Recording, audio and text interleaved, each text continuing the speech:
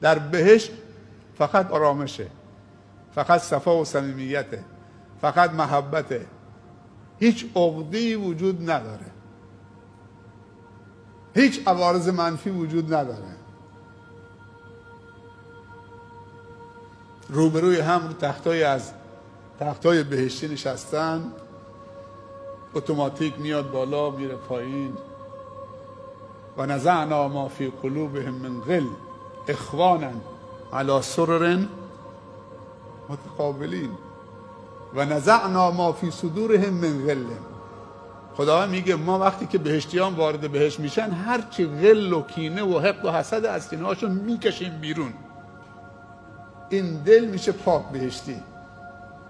روبروی هم رو تختای بهشتی میشینن، از محبت و نگاه هم دیگه سیر نمیشن. سبحان الله. این تخت خودش میره بالا میاد پایین، شاخه درخت با میوه‌هاش با خوشه‌هاش میاد کنار دهنشون.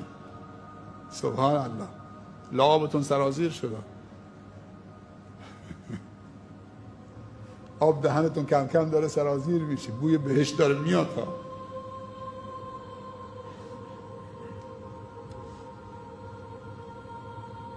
اشکال نداره 4 قطره اشکم بریزید برای وقتی این صحبت ها میشه دلتون هوایی بشه، هوای فردوس اعلی بشه. فادخلوها بسلام. سبحان الله. دیگه بزرگترین لذتی که بهشت اصلا فراموش میشه، هوش و حواس رو از انسان تو بهشت میگیره وقتی که خداوند پرده بلند میکنه میگه من همون رب العالمینم که در دنیا رو به قبله می ایستادید. سبحان الله. انگار که بهشت فردوس دیگه وجود نداره. اون دیگه چیه که انسان وقتی شایسته و لایق میشه که خداوند پرده رو بلند بکنه بگه وجوه یومئذ ناظره الی ربها ناظره، اون روز دیگه صورتهای همینجور میدرخشه. الله نور السماوات والارض منعکس بشه تو صورت تو بهشت، دیوونه میشی. بهشت رو فراموش میکنی، جوی عسل فراموش میکنی، جوی شراب فراموش میکنی، جوی شیر رو فراموش میکنید. اون خوشه های میوه های متنوع و بهشتی فقط در اسم با میوه های دنیوی.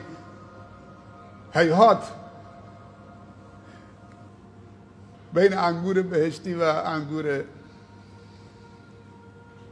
اونجا همش مزه است، شکم ورم نمی کنه.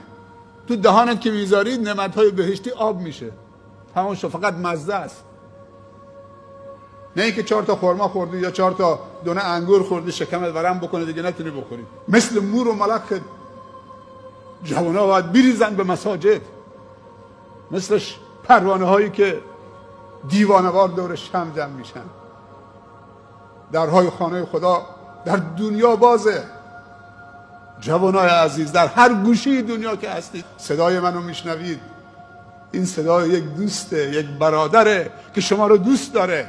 خواهرم، در هر کجا که هستید، خدا مال همه است.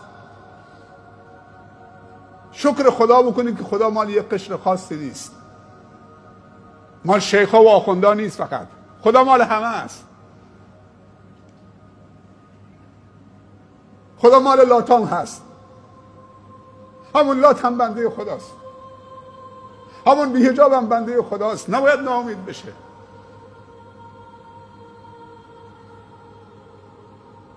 وقتش رسیده که آشتی بکنیم با الله.